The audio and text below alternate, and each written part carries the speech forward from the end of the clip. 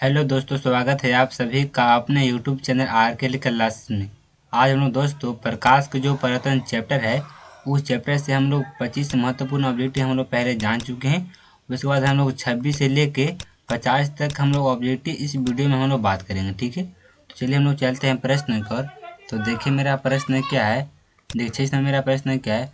देखिए परिवर्तन के नियम से निर्धारित होता है। ठीक है, तो आपतन कोण बराबर होता है परिवर्तन कोण, या परिवर्तन कोण बराबर होता है अपवर्तन कोण, या आपतन कोण बराबर होता है विचलन कोण, या इनमें से कोई नहीं। तो परिवर्तन के नियम से निर्धारित होता है आपतन कोण बराबर होता है परिवर्तन कोण। तो ऑप्शन में मेरा हो जाएगा ए राइट। ठीक है, उसके बाद देखिए 27 में मेरा प्रश्न क्या है। लिखा है काल्पनिक प्रतिबिंब होता है तो सीधा होता है या उल्टा होता है या दोनों होता है या कोई नहीं।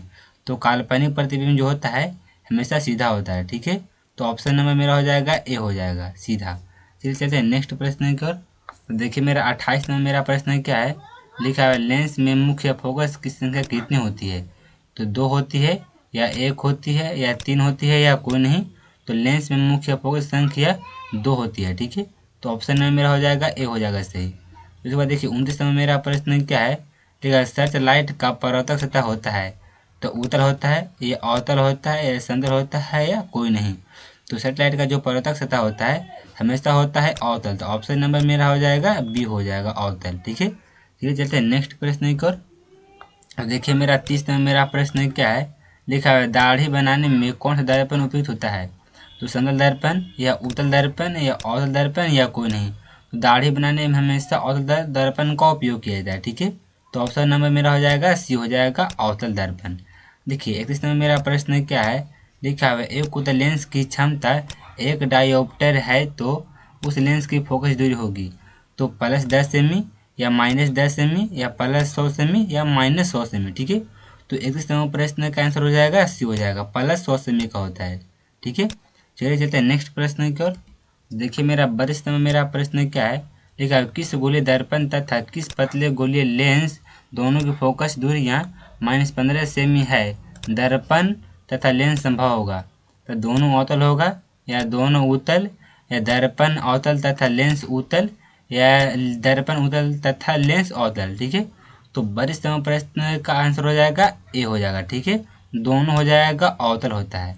देखिए 33 में मेरा प्रश्न क्या है। ठीक है, प्रकाश के परावर्तन के कितने नियम है। ठीक है, तो एक नियम है या 2 नियम या 3 नियम या 4 नियम। ठीक है, तो बिहार बोर्ड में ये काफ़ी बार प्रश्न पूछ दिया गया है। तो प्रकाश के परावर्तन के कितने नियम है।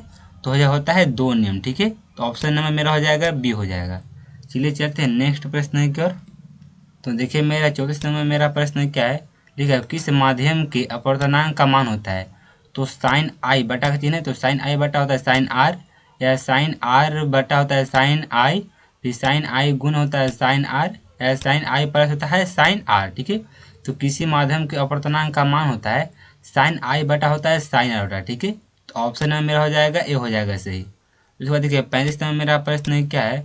लिखा है एक उत्तल लेंस होता है तो सभी जगह समान मोटाई का, या बीच के अपेक्षा किनारों पर मोटा, या किनारों के अपेक्षा बीच में मोटा, या इनमें से कोई नहीं। तो एक उत्तल लेंस होता है किनारों के अपेक्षा बीच में होता है मोटा। ठीक है, तो ऑप्शन में मेरा हो जाएगा सी हो जाएगा राइट। चलिए चलते हैं नेक्स्ट प्रश्न की ओर। तो देखिए मेरा 36 में मेरा प्रश्न क्या है। लिखा है अवतल लेंस का आवर्धन एम बराबर होता है। ठीक है, तो एम बराबर फॉर्मूला क्या होता है। तो भी बटा यू होता है, या भी गुण यू होता है, या यू प्लस भी होता है, या भी बटा यू होता है। ठीक है, तो एम बराबर फॉर्मूला होता है भी बटा में होता है यू। तो ऑप्शन में मेरा हो जाएगा डी हो जाएगा 36 का। ठीक है, उसके बाद देखिए 37 में मेरा प्रश्न क्या है। ठीक है, गोलीय दर्पण में फोकसांतर एवं वक्र त्रिज्या के बीच संबंध है। तो आर बराबर 2f है, या एफ बराबर आर है, या एफ बराबर 2 बटा आर है, या आर बराबर 2f है। ठीक है, तो 37 नंबर प्रश्न का आंसर हो जाएगा ए हो जाएगा। ठीक है, आर बराबर में होता है 2f सूत्र होता है। चलिए चलते हैं नेक्स्ट प्रश्न की ओर। तो देखिए मेरा 38 नंबर मेरा प्रश्न क्या है। लिखा है सोलर कुकर में प्रयोग किया जाता है तो अवतल दर्पण प्रयोग किया जाता है, या उत्तल दर्पण या समतल दर्पण प्रयोग किया जाता है, या उत्तल तथा अवतल दर्पण। ठीक है, तो सोलर कुकर में प्रयोग किया जाता है अवतल दर्पण। ठीक है, तो ऑप्शन में मेरा हो जाएगा ए हो जाएगा 38 के। उसके बाद देखिए 39 नंबर देखिए मेरा प्रश्न क्या है।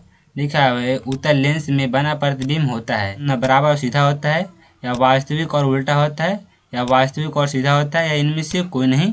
तो उत्तल लेंस में बना प्रतिबिंब होता है वास्तविक और उल्टा होता है, ठीक है। तो ऑप्शन नंबर मेरा हो जाएगा बी हो जाएगा 39 के। चलिए चलते हैं नेक्स्ट प्रश्न की ओर।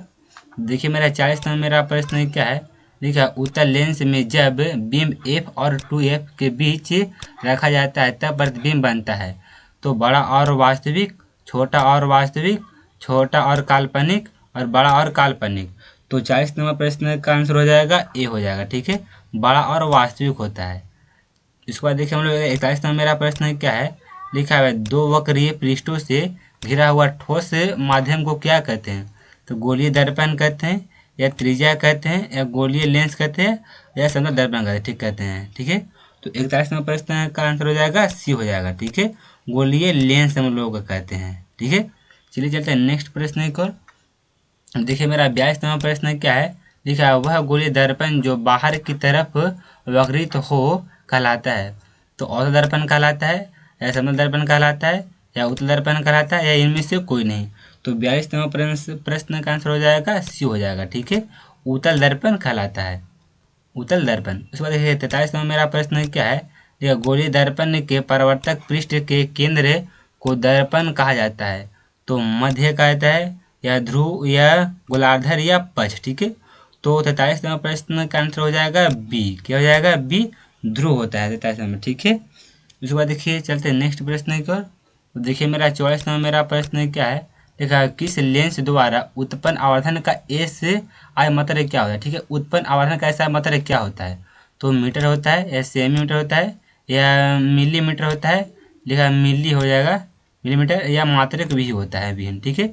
तो उत्पन्न आवर्धन का ऐसा मात्रक होता है मात्रक विहीन होता है। तो ऑप्शन नंबर मेरा हो जाएगा डी हो जाएगा। इसको देखिए 45 नंबर मेरा प्रश्न क्या है, लिखा है लेंस के केंद्रीय बिंदु को कहा जाता है। वक्रता केंद्र कहा जाता है, या प्रकाशीय केंद्र कहा जाता है, या द्वारक केंद्र कहा जाता है, या पक्ष केंद्र कहा जाता है। तो 45 नंबर सवाल का आंसर हो जाएगा बी हो जाएगा, ठीक है। इसको हम लोग प्रकाशीय केंद्र कहते हैं। ऑप्शन नंबर मेरा हो जाएगा बी राइट हो जाएगा। चलिए चलते हैं नेक्स्ट प्रश्न की ओर। तो देखिए मेरा प्रश्न क्या है, किस शब्दकोश में पाए गए छोटे अक्षरों को बढ़ते समय आप निम्न में से कौन सा लेंस पसंद करते हैं। तो 50 सेमी फोकस दूरी वाले अवतल लेंस, या 50 सेमी फोकस दूरी वाले उत्तल लेंस, या 5 सेमी फोकस दूरी वाले अवतल लेंस, या 5 सेमी फोकस दूरी वाले उत्तल लेंस, ठीक है। तो 46 नंबर में प्रश्न का आंसर हो जाएगा डी हो जाएगा, ठीक है। 5 सेमी फोकस दूरी वाला उत्तल लेंस होता है। उसके बाद देखिए 27 नंबर मेरा प्रश्न क्या है, लिखा हुआ है इनमें से कौन दर्पण का सूत्र है, ठीक है। इनमें से कौन दर्पण का सूत्र है। तो चारों में से हमको बताना है कौन दर्पण का सूत्र है। तो 1/v प्लस 1/u बराबर 1/f होता है, या u माइनस 1/v बराबर 1/f होता है, या 1/v प्लस u बटा 1 बराबर 1/f होता है, या v/1 प्लस 1/u बराबर 1/f होता है, ठीक है। तो दर्पण का सूत्र होता है 1/v प्लस 1/u बराबर 1/f होता है, ठीक है। तो ऑप्शन में मेरा हो जाएगा ए हो जाएगा सही। तो चलिए नेक्स्ट प्रश्न की ओर। तो देखिए मेरा 48 नंबर मेरा प्रश्न क्या है, लिखा है गोलीय दर्पण का वक्रता केंद्र को किस पक्ष से निरूपित किया जाता है। तो सी पक्ष से, या पी से, या ओ से, या एफ से, ठीक है। तो 48 नंबर का सवाल का आंसर हो जाएगा ओ हो जाएगा, ठीक है ओ। ऑप्शन में मेरा हो जाएगा सी हो जाएगा। देखो 49 नंबर मेरा प्रश्न क्या है, देखिए निर्वात में प्रकाश की चाल होती है। तो लिख दिया गया है छाल, तो यहाँ हो जाएगा चाल, चाल है। तो 3 × 10 के पावर 8 मीटर प्रति सेकेंड, या 2 × 10 के पावर 8 मीटर प्रति सेकेंड, या 3 × 10 के पावर 9 मीटर प्रति सेकेंड, या 3 × 10 के तो 110 के पावर 10 मीटर प्रति सेकेंड, ठीक है। तो निर्वात में प्रकाश की चाल होता है 3 × 10 के पावर मीटर प्रति सेकेंड होता है, ठीक है। तो ऑप्शन में मेरा हो जाएगा ए हो जाएगा सही। चलिए चलते हैं नेक्स्ट प्रश्न की ओर। तो देखिए मेरा लास्ट प्रश्न क्या है, 50 नंबर, लिखा हुआ है दंत विशेषज्ञ मरीजों को दांतों का बड़ा प्रतिबिंब देखने के लिए किस दर्पण का प्रयोग किया जाता है, ठीक है। तो औसत दर्पण का प्रयोग किया जाता है, या समतल दर्पण का प्रयोग किया जाता है, या उत्तल दर्पण का प्रयोग किया जाता है, या सभी का, ठीक है। तो जो दांत का बड़ा जो होता है बड़ा प्रतिबिंब देखने के लिए हम लोग का औसत दर्पण का उपयोग किया जाता है, ठीक है। तो ऑप्शन नंबर हो जाएगा 50 को हो जाएगा ए हो जाएगा। तो वीडियो अच्छा लगे तो वीडियो को लाइक एंड सब्सक्राइब करना भूलेगा, और दोस्तों के पास शेयर कर दीजिएगा। Thank you.